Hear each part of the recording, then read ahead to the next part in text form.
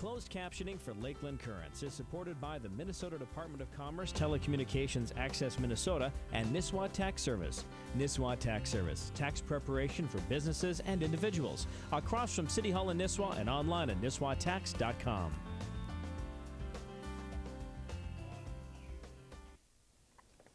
Hello again, everyone, and welcome to Lakeland Currents, where tonight I really believe spring is coming. I hope it's coming. I really think it's coming. And we thought it'd be a really good time to talk about wild animals, especially wild animals and mothers who are having little babies across the spectrum of the things in the wild, and what we should be doing with them and what we shouldn't be doing with them. And our program tonight is, I think, a fascinating one. It's called Wild and Free Wildlife Rehabilitation Program. It's operated out of Garrison, Minnesota. And my guests here are all volunteers at that particular center. And so we're going to talk about what the center does and the different kinds of animals that are located in that center. And my guests are, to my right, Dr. Katie Barato, who is the veterinarian. And she's a veterinarian that works also at a vet clinic, so she works between two different places. And to her right is Shar Roble, and to her right is Bob Roble, husband and wife, who are volunteers at the center. Welcome to everyone. And who wants to kick this off and tell us what this center is all about? Go ahead. We'll fight over it. Everybody won. Well, Wild and Free is a nonprofit organization, and we rehabilitate orphaned and injured wildlife native to Minnesota. So we get our animals from the public for the most part. Once in a while the DNR brings us a bear or a deer or something like that, but by and large it's the public finding the animals, bringing them into us. And I was kidding you a little bit about because it's spring and all the babies, but it's a year-round operation, isn't it? It is, but we definitely have baby season, which starts in about 2 weeks. Mm-hmm. And that hits us hard until about the end of July. So now, where is your center located? In Garrison. We have a separate building for the wildlife, but they enter through the Garrison Animal Hospital, so that Dr. Deb Escadal and I, who are the veterinarians for the wildlife, we examine every single one, decide what we need to do with them, and then they're either kept at the clinic if they need specific care, or they go over to our wildlife property where they are cared for and they live until they're ready to go back. Are there any other programs like yours in Minnesota? Quite a few. There's a large one down in the Twin Cities, and then there are a lot of just private single-person operations around the state, but we are one of the larger ones. And as I understand it, you do have to be licensed to have this sort of an operation, and what sort of licensure is required? You have a permit through the DNR, and then if you want to work with anything migratory, so basically anything other than bunnies or squirrels, you need a license through the U.S. Fish and Wildlife Service also. So are there any animals in Minnesota that you haven't worked with over the years? According to our permit, we cannot work with skunks for rabies risks. And that's about it. Mm-hmm. So just about every other animal that would be in our area you've probably worked with. How long has this been in operation? Oh, Dr. Debbie helped start this organization down in the Twin Cities, down in Anoka. 85. In 85. So it's been there quite a while. It's been there quite a while. Yeah. And it's operating completely with volunteer help, as I understand it. Mm-hmm. And Bob and Shar, you are obviously volunteers, have been there for a while too, haven't you? Yes. How long have you folks been involved with the center? 4 years. 4 years? Mm-hmm. And do you develop specialties after you work there for a while, or did you just become well, generalist? We started out by just feeding once a week. And then it was twice a week, and then it was 3 days a week. And then Dr. Deb said, would you like to help with some paperwork? And we said, sure. So we started doing paperwork, and then she says, well, now you did such a good job with the paperwork, could you keep all the DNR reports that I have to fill out by the end of the year? So we do that. And we also transport, like we've put on several thousand miles on our car every year, transporting animals from all over the state.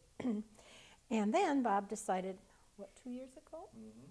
To start a monthly email update to let people know what's going on at the facility. So it has blossomed so that last year we donated probably over 900 hours between Wow. us of volunteer work. Wow. Good for you. Doing Good it for too. you. Yeah. And how many volunteers are involved in the center? In any one year, there's somewhere between 50 and 70 volunteers, and they, it changes from year to year, but normally between 50 and 70. And is there an element of risk in any of the things that you do? Very little. Not Very really, little. If because any. you're told if you feel uncomfortable about anything, don't do it. Tell them at the clinic, and they'll send one of the techs from the clinic to take care of that animal if you don't feel comfortable taking care of it. Okay. And there are certain animals that we can't feed. Anything that could carry rabies or anything like that. Then you can't Either feed them? two No. doctors or the techs have to do it. So do you have to inspect every animal that comes in? Every one, even a bird? Everything, every little bunny. Wow. And you get loons, you get swans, do you get Loons, swans, eagles, Owls. bears. owls? Whole little nests of birds. Well, I know we got some really interesting photos Okay. of some of the things you do there, so maybe we could start with those and you could tell us a little bit about what we're looking at. So David, Okay. if we could get that first slide up, go ahead. Okay, this is our facility. The building was put up about 6 or 7 years ago, I don't know exactly. Inside are 3 big runs, they're probably about 12 foot square, and another room with smaller cages for the smaller animals. Then there's a kitchen area where we prepare the food, clean, wash dishes and everything else, the feeding dishes and everything. And then in the back of the building, we put these pens up about a year and a half ago. And there's a door that runs from the pen, from the run inside to the pen outside. So when the weather's nice, if we say we have a bear cub in there, we can open those doors. They can choose when to go outside or when to be inside. If we have to, we can close them off, and we have room for 6 or more animals at one time. And then there's another pen, that's the big bear pen outside. It covers about a half an acre. Now, that doesn't look like it would actually contain a bear. Oh, What's it the does. secret to that actually holding a bear? Oh, The angle of the fence that comes down over They the can't top. climb over the top of it. Right. How about a bear interested in something inside? Can they climb over the top from the outside? But I nobody's asked suppose. you that. We haven't worried about that one. And how many bears have you ever had in there at the most? 6? 6 bears? Six. 6, yeah, I Wow. think that's what it was. And do you go in there to feed the bears? Only if there's something Sometimes. wrong with them usually. Yeah. Only if there's something wrong? Yeah. Otherwise, it's fed over the fence? There's a ladder and a big tarp so that the bears can't see you. Okay, And there'll be a picture later of Bob wearing the lovely outfit that the volunteers wear. okay. So And then there are 2 other smaller pens next to that big bear pen. We keep the deer in there, and we've Little had fawns, fox. little fawns when they come in, and then other animals. We can put fox there. We had a lot of trumpeter swans that we get in fall. Sometimes Okay. they go in there, ducks, geese, just about anything. And what have you got here? This is a baby squirrel, and when they come in, I mean, last year we had them, they were pinkies, because they had no fur. I see that in the background, you're feeding it whipped coffee. No.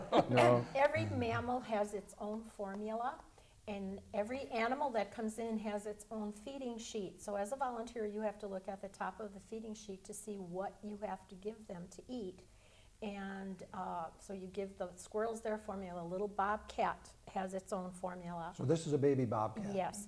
And we have a cute little story. When one of the little bobcats came in, Bob and I transported him from a vet in Wadena. And when we picked him up there, the vet says, "Good luck, we've tried to feed and he refuses to eat." So we brought him over to the clinic, and we had been given a bobcat pelt from the Rice Lake Wildlife Center. And once we put that little guy by this pelt, even though it had been tanned, so you'd figure it shouldn't really smell like his mother, he started rooting around for a nipple. So Really? we got the bottle ready, and we gave him the milk, the formula, and he ate just fine. Wow. And then how old would that get before you let it go? he was about between 4 and 5 months old. Okay. And still kept all of its pretty much natural native instincts? Yes. Very much like, so, huh? Very much. Okay. He would throw his mouse in and he would just snatch it. Wow. So And here we have some, I would guess, fawns. Yes. Now, this is a story, or in general, that people need to be aware of, isn't it? Yes, Yes. absolutely. Fawn season will be starting, and we ask people to please don't just run out there and pick them up and bring them in. If a fawn is lying out in the grass and lying quietly, that's what he's supposed to do. He's not supposed to move around, he's not supposed to cry. And it simply means that mom is out foraging for food and eventually she will come back to feed it. And a lot of people bring us the little fawns, and we know mom probably stood in the woods and watched them pick it up and bring it. I mean, there are cases where the mother's been killed and we know it is an orphan, but a lot of times it isn't. And if you'll notice, all the fawns have different colored collars, and that's because we have a feeding sheet for each one, and we have to keep track of how many ounces of milk they eat. Because if they're not eating enough, that's a sign that they're not feeling well, and they have to be put on meds. When they get older, they're put outside, and then we have this nipple bucket that we feed them with. And you still have to make sure, you can watch their tummies just get big, but you have to make sure that all the different colors come and all the tummies get big, and some of them still have to be bottle fed even when they're out there. And eventually, they do tame pretty easily, don't they? not all of them. Not all of them, some of them? A couple of years ago, we had one with a green collar, and he was just a little snot. Really? You had to fight with him. Bob would have to Is that corner a scientific term? Yes. Bob would have to corner him and grab him, and I'd pry the mouth open and stick the bottle in, and he would eat, but he never came willingly, even to the nipple bucket. You still had to chase him and bring him and pry his mouth open. So the techs at the clinic wanted us to retire the green collar. But last year, a fawn's, his mom was hit by a car, and he was born after she died. And so he just assumed he was a person. So he was very nice to deal with. So they said, okay, he has redeemed the green collar. Oh, okay. So. All right. Going back to people picking up fawns, we always tell people if the fawn is walking around and crying, call the Garrison Animal Hospital, find out what you should do. Or at least watch it for a minimum of about 3 to 4 hours. And if the mother isn't back by that time, then call the Garrison Animal Hospital and ask, what should I pick it up, or will you come out and get it, or should I just leave it, or what? They'll tell you what to do. Good advice. Yeah. And what do we have here? That's our little bears that we get. Almost every year we get some bears. Last year we had, 5 total. These are little guys that Now, came in at one, typically, probably all what's from the same happened to litter. the parent, or to the mother of the cubs? Some cases the mothers get hit by cars. We've had a few dens So, get run over when they're building new highways or dams or something. Oh, really? And they didn't know it and killed the mother? Yep, or the mom, they smash the den and the mom doesn't come back. Oh, really? And luckily the builders have been good enough to kind of keep an eye out and bring them in to us. Now, how old would this cub be? He's probably about 6 weeks old. And 6 to do 8 they, weeks. and I know you take great pains not to let them get tame and used to Right. people. We will Yes. show you that. This is Well, next this little slide, guy, so. he was funny because he was inside because the weather was still pretty chilly, and you would come in and he would run up and grab your leg and try to chew on your leg. So we learned very quickly you had to come in with the bowl of milk, and if you came in with the bowl of milk, you could clean up the room, you could do whatever you had to do as far as housekeeping went, but you had to bring him the milk first. So. This is the outfit we wear. You when look like we a do feed beekeeper. them. Well, we don't want the bears to relate food to people, because then when they release, they become nuisance bears. They see somebody working in his garage and they come running up to him like, feed me, because people have been feeding me. So we wear this outfit. They don't realize there's a person underneath there. We can go in, we can clean, we can feed them and everything. And we have to go into the pen. We very rarely do, but if we have to, we'd have to wear this outfit. All it is a bed sheet and a hood with a slat for your eyes. Huh. Then they don't become acclimated to people. And we do And we try have to good luck with that. keep them very wild. Yes. Most of them will climb trees like this as soon as they Is this, see you now, coming. is this in the kennel? This is in or the that cage? half-acre Okay. pen, yes. And we should say, every once in a while we get a bear that the DNR has confiscated from someone. They found the cub and thought they could keep it and take care of it, and they have a dog collar on, and if we can't untame them, basically, there aren't very many zoos that can afford to have bears right now. So if they can't afford to have a bear, it gets euthanized because Really? we can't release it. So that's Wow. something the public needs to know. You can't make these animals truly tame, and they're not happy living in captivity. So Good to know. that's an unfortunate decision that we have to make because of that. Yeah, So that's too bad. The last picture showed, of the 3 big fat bears showed you what they look like by the end of summer. That's how much they had grown. Yes, yes. Now what do you have here? That's just a baby robin. With a worm? Yes. When we sometimes we'll get a whole nest of baby birds, and literally they have to be fed every 10 minutes. You walk by and all the heads pop up, and you give everybody some food, and then all the heads go back down. But if you come back in 10 more minutes, all the heads will pop up. Really? Yes. Every 10 minutes? Yes, yes. Till it's dark? Yes, yes. Wow, that's a lot of commitment, isn't it? Yes. And a suggestion that Dr. Deb made is, you know, we have a lot of windstorms in spring. If the nest falls out of a tree and the babies are still alive, the best thing would be to pick up that nest, and if you buy strawberries, keep some of those little plastic containers and pick up the whole nest and put it in that container, and then nail that container to the tree you think the nest fell out of, because then the parents will come and take care of the really? babies. Either nail it or wire, put a wire Or around. wire. So they won't desert them if they're still alive. Right, and Right. get it as high up as you can. Right, right. Wow. So, Okay, what do we got? Oh, that looks like a pretty small lake for a big bird to me. Yes, that's a trumpeter swan. We only put this picture in to show you how big they can get. That pool is a 4-foot diameter pool. Really? And you It can see doesn't he's look got that about big. 6 inches on the back end there. And we get quite a few trumpeters in You fall. do? And what happens to those birds that you get them? Some are injured in one way or another. Occasionally we get one that's been shot by a hunter.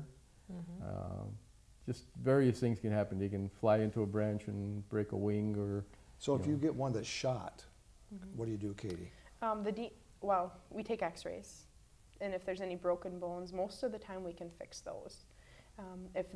For the swans, if they're not releasable, there is a breeding program in Iowa. So we work with the Iowa DNR and get most of them transferred down there. Oh, okay. If they're releasable, most of the time we let them go down in Monticello where Down all where all the others Yep. are. Mhm. Yep. Nice. What else we got? Now, what is this? this is a peregrine falcon, and she has a story. Bob and I transported her from Duluth, and she had a bad wing. And so by licensure, they have to be sent down to the Raptor Center down in the cities. And she was taken down there, and then the story was made public. And they rehabbed her. Her name is Mariah. And when she was rehabbed, they took her back to Duluth to the skyscrapers downtown. And there's a whole group of people there that watch these birds and keep track of them. And they put her on the edge of a roof, and another peregrine came, and they thought it was attacking her and knocked her off the edge onto the roof.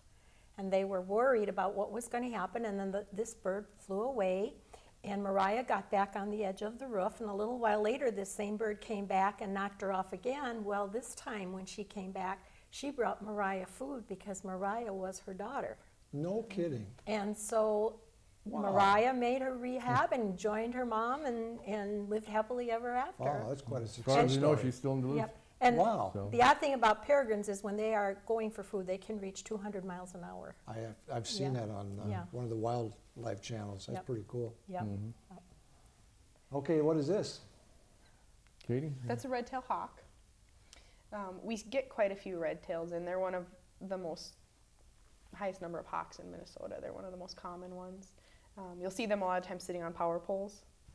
And how do they usually get injured, by cars? Usually hit by cars, or they fly into power lines, lines. things like that. Yeah, a lot of broken wings. And It's a barred owl. Again, probably the most common owl that we get is the in this barred owl? area. Yeah. so. And they're not real big, are they? No, they're pretty good They're size. Are they? size, They're yes. probably about 12, 14 inches high. And how do owls end up in your organization? What happens to them usually? Same thing. Get hit by cars? More There's- so than somebody shooting them, Right, hopefully? yeah, right. Okay. right. They're zeroed in so much on a mouse or something that they just fly across and don't even notice that a See car is anything coming. else. And what is this? This is a great horned owl. Wow, they're big, aren't they? Yes, and we have an Adopt an Animal program where if you would like to donate $100, you get to adopt the animal that we're rehabbing, and we'll send you a certificate and we'll send you a picture. And a year ago, a little girl decided to adopt this great horned owl. What's this owl doing now? He's just trying to tell you how big and brave he is. Defensive. Oh, that's a Yes, defensive yes. stance. And he's probably clicking his beak.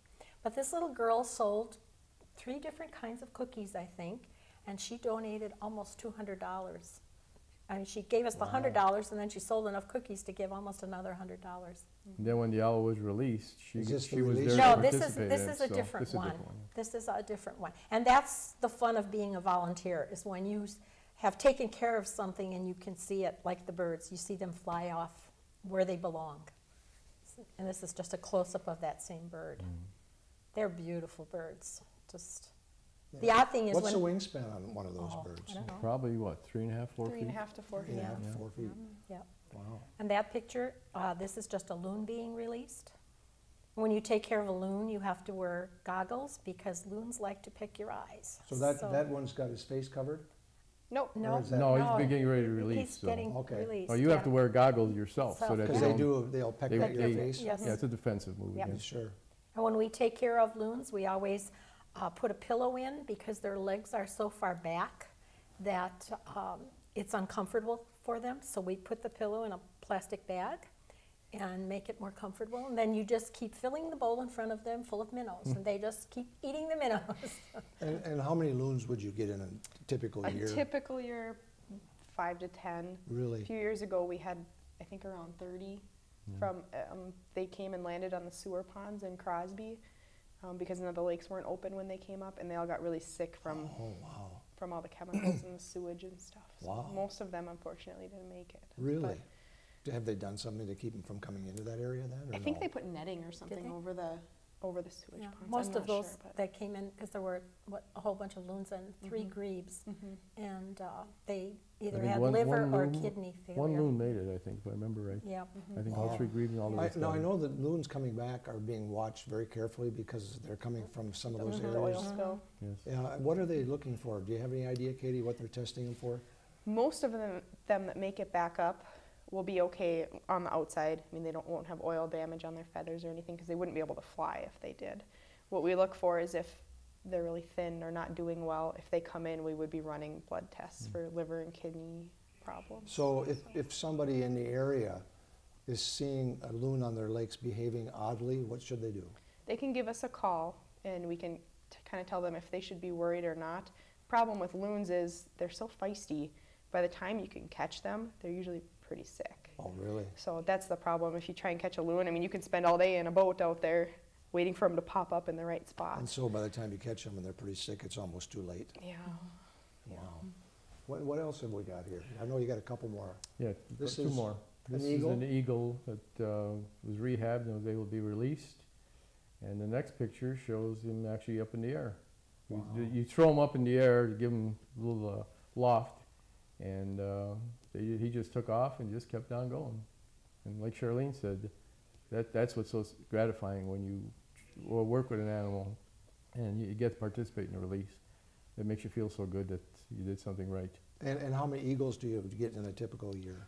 We get quite a few funneled through us. We don't keep them for more than 24 to 48 hours before they go down to the Raptor Center.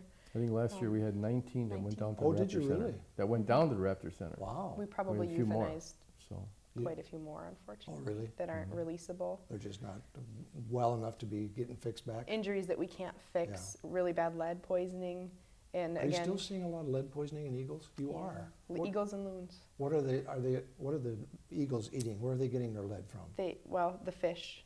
The fish have lead sinkers and stuff like that. Oh, in it. really? And the loons eat those off the bottom of the lake too. The sinkers themselves, Mm-hmm. which is another reason to be talking more about getting rid of lead out of our lakes, isn't it? yes. Because most of us don't see that end result. Interesting. Yeah. Now, we got a couple minutes here left, but what's maybe been one of the most interesting stories you've got to tell about your rescue operations? I know you said Probably something. the 4 bears we had last year, not last year, the year before. The year before. We had 4 bears, and they had such fun personalities. It used to be fawns were my favorite to take care of, but after those 4 bears, bears are my favorite. They just love to play. They would play tag, and if you're a bear and you're playing tag, you're it until you bite the butt of the bear you're chasing, and then Oh, he really? is it. And they would run up trees, and we have some wood piles in that big pen. They would play King of the Hill, and one would stand up and the other one would be like a bowling ball coming at him and hitting the pin, hitting him like you'd hit a pin. Or he just kept rolled right over. Yep, and Just then like that would pin start a go. game of tag. And they loved the water. We would stand behind this big piece of wood to hide from them and fill the tub with water, and they would be batting that water, and so you're wet even though you're behind the wood, and one would get in the tub and the other ones would come and try to pull him out by his ears, and they were just a ball to watch, because we would just get finished with all our chores and just just go stand watch them. behind the wood and just watch them play. I know real quickly you've got a couple fundraisers coming up. You want to just tell us briefly about what they are? Sure. Good. We have a garage sale coming up May 13th and 14th. If people would like to donate items, we do not accept clothing, anything else we do. You can call the Garrison Animal Hospital and they'll tell you how to go about doing that, or if you just want to come and shop, you can come and do that. And that's located in Garrison at the VFW Hall. And that's a fishing opener weekend. Yes. Friday and Saturday. And then our big fundraiser of the year is going to happen June 8th. It's a Wednesday. It will be held at Lonesome Pine Restaurant in Deerwood. It will be a gourmet meal followed by entertainment, Norman's Bait and Tackle Choir for the people in Brainerd who have ever heard them. There will be a silent auction. It's a fun evening, and you can get tickets through the Garrison Animal Hospital or at Lonesome Pine Restaurant. So. And then we also give presentations, kind of like what we're doing today, only we go out to groups like Sertoma, senior citizens, Boy Scouts, Girl Scouts, 4-H. And it's about an hour presentation. We show a lot of pictures. We show, tell a lot of stories. And so if anybody's interested in that, if you contact us, we can set something up on your date. Well, it sounds like a fascinating organization and a great program. It's nice to see volunteers helping animals. I'm a real softie for animals myself. Well, that's the big thing, is we're all volunteers, everybody in the organization. Right. Nobody gets a penny out of this. And we have to thank all our volunteers because they do a fantastic job. So. Well, thank you for coming on the show. Again, it's called Wild and Free Wildlife Rehab Program. You've been watching Lakeland Currents, where we're talking about what you're talking about. I'm Ray Gildow. So long until next time.